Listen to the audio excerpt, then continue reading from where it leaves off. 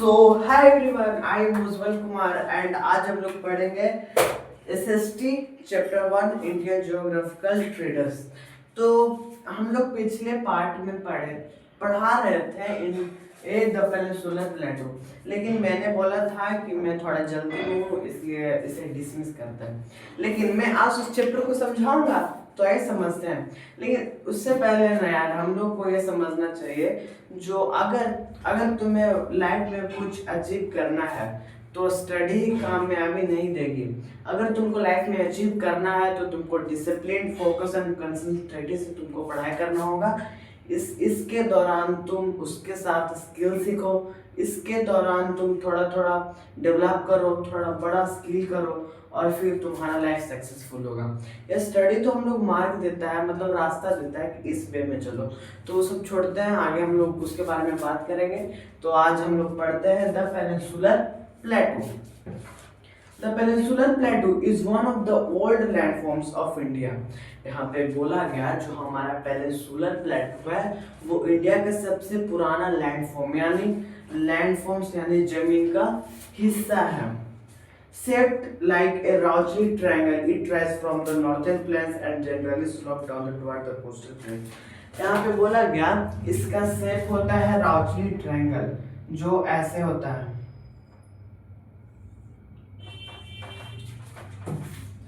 ऐसे ऐसे होता है।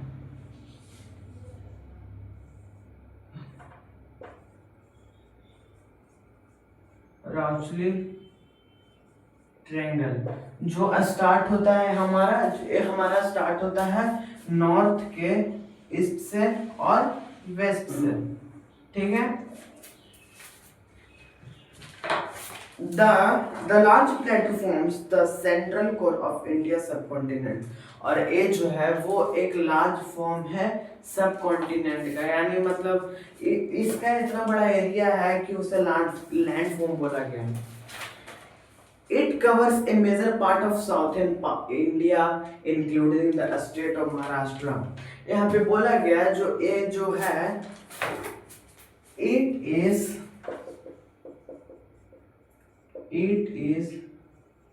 cover major states like Maharashtra,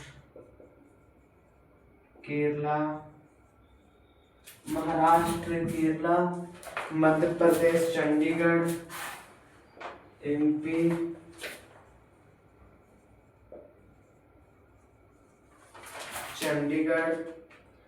Telangana, Karnataka,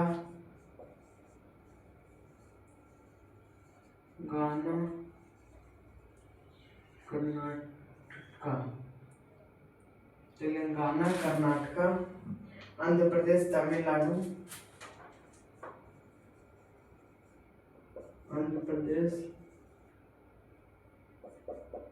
Tamil Nadu, Orissa and part of Jharkhand,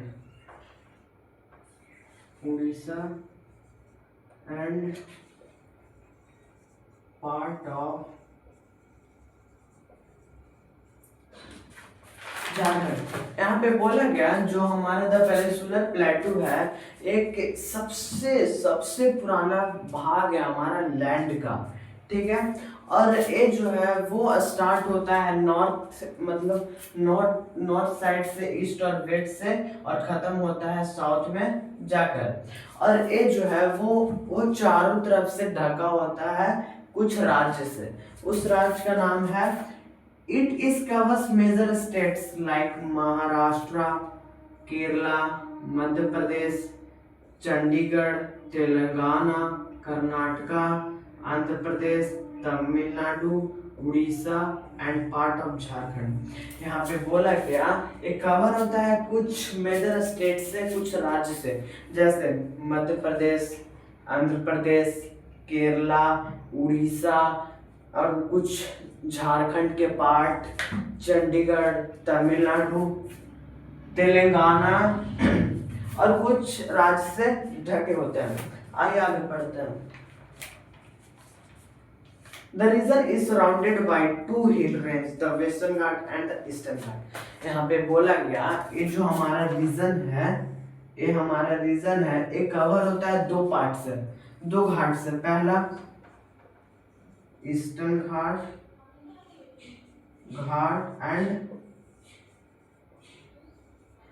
western Ghat.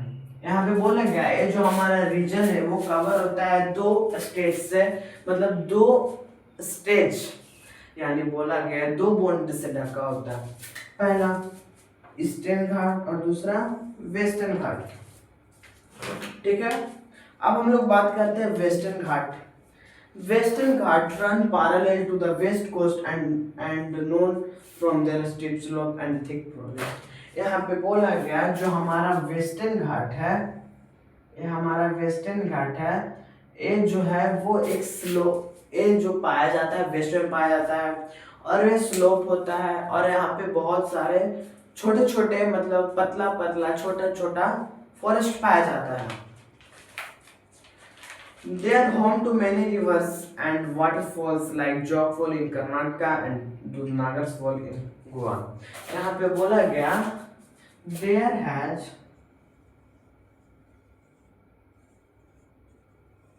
home to many rainfall,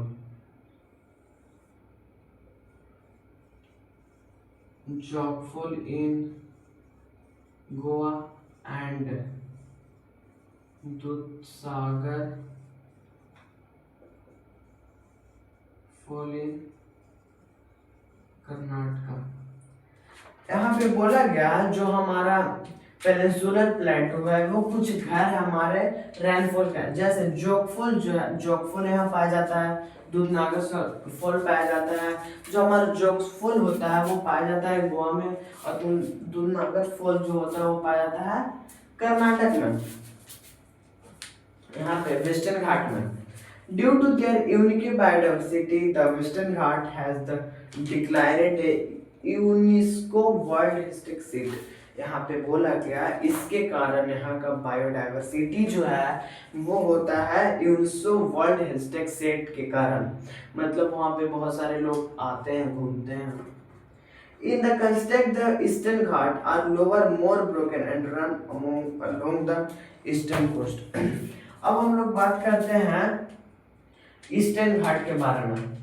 तो हमारा ईस्टर्न घाट यहाँ है, लेकिन जो हमारा वेस्टर्न घाट है वो रेगुलरली चलता रहता है, एकदम पहाड़ से होता है, और लेकिन जो हमारा ईस्टर्न घाट है वो बीच बीच में टूटा होता है, ऐसे टूटा हुआ होता है, और वो बीच बीच में टूटा होता है। West flowing river such as Narmada and Tapti cut across the plateau and flow into the Arabian Sea। यहाँ पे बोला गया वेस्ट से फ्लो होता है हमारा नर्मदा एंड तप्ती, और इससे गुजर कर ये फ्लोइंग होता है अरेबियन सी में, अरेबियन सी में फ्लो हो जाता है and flow into other rivers like the Godavari, Krishna, Kaveri, दूधनागरबंधा and Mahanadi flow eastward into the Bay of Bengal। These rivers from deep valley support the farming reserve। यहाँ पे बोला गया कुछ ऐसे रिवर जैसे कि हो गया गोदावरी, कृष्णा, कावेरी, महानदी और ईस्ट, और तुंगभद्रा एक नदी है जो फ्लो होता है ईस्टवर्ड, जो जैसे कुछ नदियां होती है नर्मदा, कृष्णा, दूधनागर, महानदी, कावेरी, इसमें फ्लो होके जाता है बे ऑफ बंगाल में। देखो जो वेस्ट के नदियां है वो बोलता है कि हम तुरंत में भेजेंगे इस तरफ, जाओ ईस्ट में। अब ईस्ट बोलता है हम तुमको तरफ भेजेंगे, जाओ इस तरफ, आगे से जाता है बे ऑफ बंगाल में। ठीक है, और जो हमारा ये जो रिवर है जैसे कि कृष्णा, कावेरी, दूधनागर और जो महानदी होगा ये मदद करता है फर्टिलाइजर करने के लिए। फर्टिलाइजर मतलब एग्रीकल्चर करने के लिए, क्योंकि क्योंकि जब एग्रीकल्चर होगा तो हम लोग जिंदा रहेंगे, इसलिए ये जो पानी है वो लाइफ को सपोर्ट करता है। अब आगे बढ़ता है। The peninsular plateau is rich in minerals such as iron, manganese, bauxite, copper and coal. यहाँ पे बोला गया जो हमारा पेनिनसुलर प्लेटू है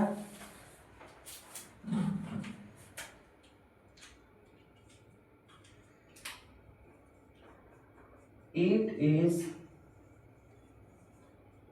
rich in minerals like iron, manganese,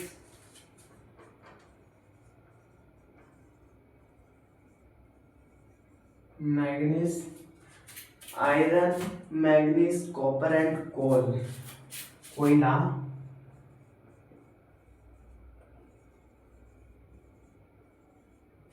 कोल और बेऑक्साइड।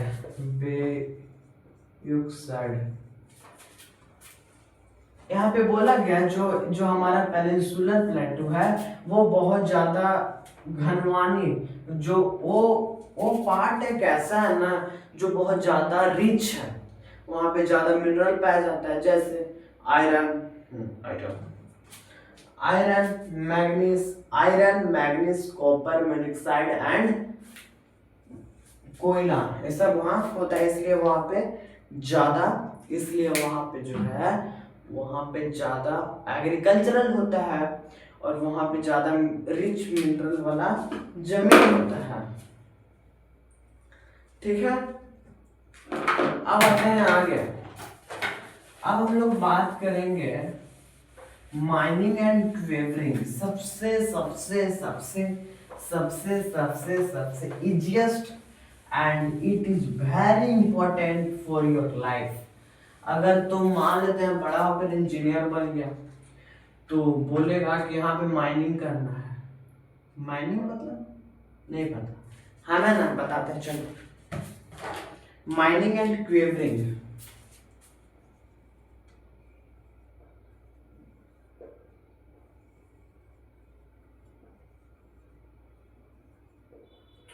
माइनिंग किसे कहते हैं सर? देखो, माइनिंग मतलब होता है ओपन माइनिंग। देखो हम समझाते हैं एक बार, कहीं पे तुम फिल्म में सुने हो, नहीं फैक्ट में सुने हो गए, यहाँ पे माइनिंग हो। देखो हम बताते हैं, सन 1961 अफ्रीका में एक माइनिंग हो रहा था। ठीक है, माइनिंग हो रहा था तो वहां का साइंटिस्ट ने सोचा कि क्यों ना यहाँ पे देखते हैं कि कितना गहरा तक होता है जमीन, मतलब कितना गहरा तक जाता है। और जिस प्रकार वो काम में लग गया, ठीक है, तो जिस प्रकार काम में लगे और उसे खोदते गए खोदते गए खोदते गए खोदते गए खोदते गए खोदते गए खोदते गए खोदते गए खोदते गए, खोदने का इंग्लिश होता है क्वेवरिंग। ठीक है, देखो वहां पे पूरा खोदने लगे, यहाँ से लैंडफॉर्म है, अभी स्टार्ट कर दिए, और जब स्टार्ट किए तब जो हमारा अर्थ का सबसे सबसे अंदर वाला कोर क्या होता है बताओ? कोर होता है। जब मशीन का देखो बोरिंग होता है तो देखो होगा जाता है नीचे, जब मशीन नीचे गया तो वो पिघलने लगा। क्योंकि उस कोर का टेम्परेचर होता है 5500 डिग्री सेल्सियस, इसलिए वो जो आयरन था वो पिघलने लगा। तो इसलिए वहां पे रोक लगा दिया गया कि यहाँ पे माइनिंग नहीं होगा। ठीक है, माइनिंग नहीं होगा। तो उसे अभी भी अमेरिका का एक म्यूजियम है जो बहुत बड़ा गड्ढा है, उसमें बहुत बड़ा गेट लगाया हुआ है, अभी तक है अमेरिका में, जाएंगे तो फोटो खींच के लाएंगे। ठीक, अब आते हैं माइनिंग किसे कहते हैं, समझ में आ गया? आ गया।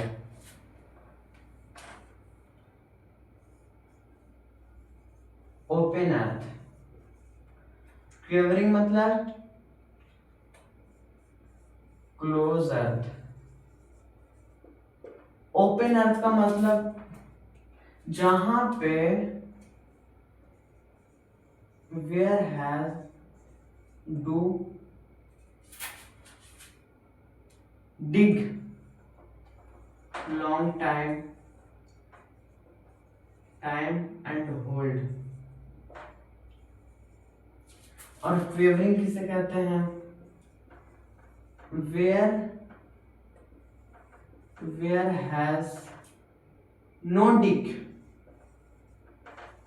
dig only land and plan to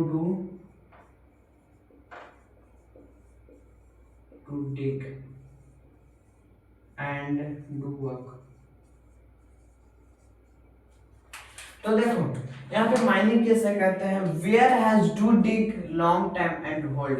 बोला गया कि माइनिंग उसे कहते हैं जब लैंडफॉर्म में जहां पे तुम्हें बड़ा गड्ढा दिखे तो समझना उसके नीचे खोदा गया था। जब उसके नीचे खोदा गया, उस काम को रोक दिया गया, तो उसे हम लोग माइनिंग कहते हैं। जिससे काम बोले ना, अमेरिका में काम रोक दिया गया, जो मशीन पिघाने लगा, सब चॉकलेट बन के नीचे चल रहा था।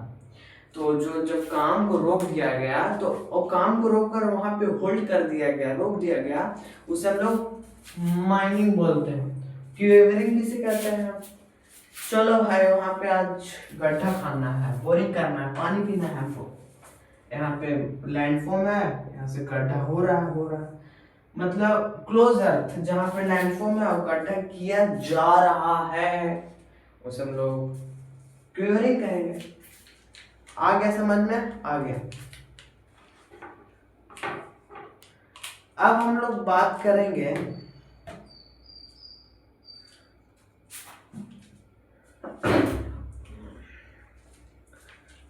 the coastal lines where landform meet the sea।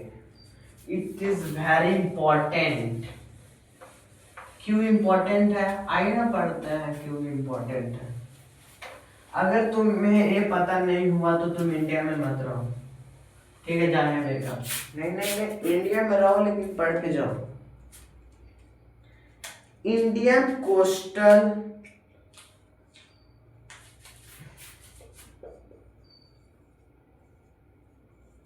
India's coast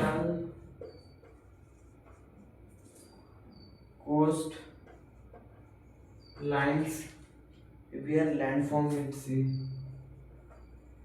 where landform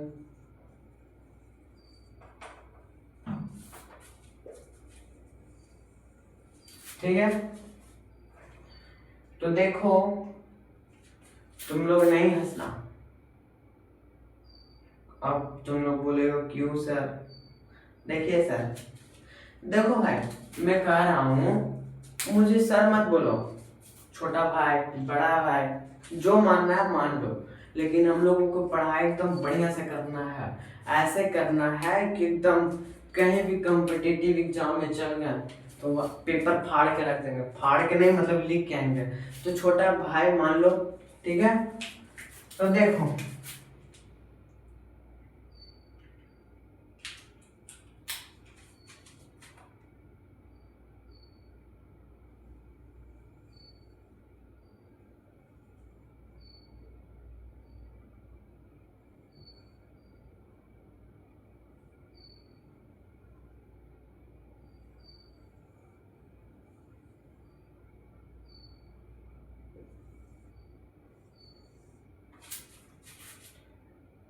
ये हमारा इंडिया है, लेकिन इंडिया गलत हो गया, टेढ़ा हो गया मेरा इंडिया। इंडिया का बेइज्जती उड़ाना।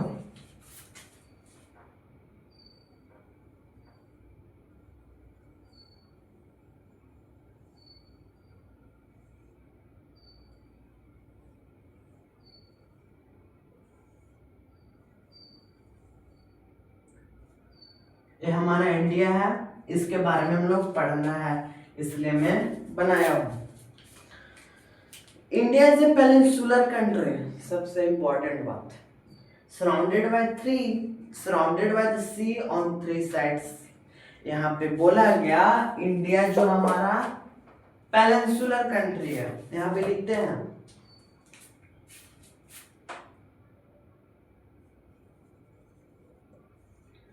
India is A solar country because it is covered by the 3 side of water। ठीक है, इसके आगे पढ़ते हैं। इंडिया को पेनिनसुलर कंट्री क्यों कहते हैं sir? Because India is covered by 3 sides on water। यहाँ पे बोला गया इंडिया को इसलिए पेनिनसुलर कंट्री बोलते हैं क्योंकि इंडिया हमारे 3 साइड्स ऑफ वाटर से ढके होते हैं, यानी तीनों साइड से ढके होते हैं हमारा। ठीक है, आइए बढ़ते हैं। It has coastlines the state over 7,500 kilometers including the Sum Island and Island। very important। देखो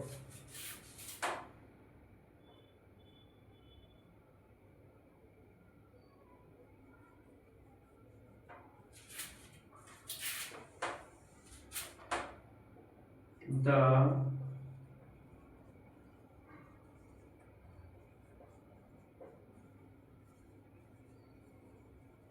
landform to water form is 7,500 kilometre. ठीक है, सबसे पहले हम लिख देते हैं, ठीक है, तब उसके बारे में पढ़ते हैं।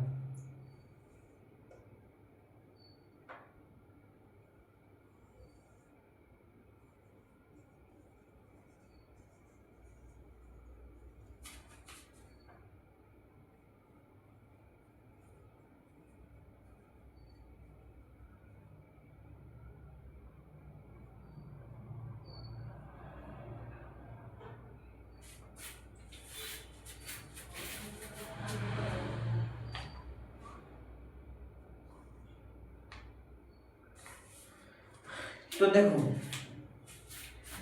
जो हमारा डिस्टेंस होता है लैंडफॉर्म, जो जमीन हमारे इंडिया के सबसे ऊपर लद्दाख है और सबसे नीचे हमारा अरेबियन सी है। जब स्टार्ट होता है हमारा लैंडफॉर्म्स इंडिया, हमारे यहाँ से मान लो यहाँ पे लैंडफॉर्म्स है, यहाँ पे वाटरफॉर्म्स है। तो जब लैंडफॉर्म से लेकर वाटरफॉर्म्स तक जो भी डिस्टेंस होगा वो होगा 7,500 किलोमीटर। और the coastlines lie along the Arabian Sea in the west and the Bay of Bengal in the east।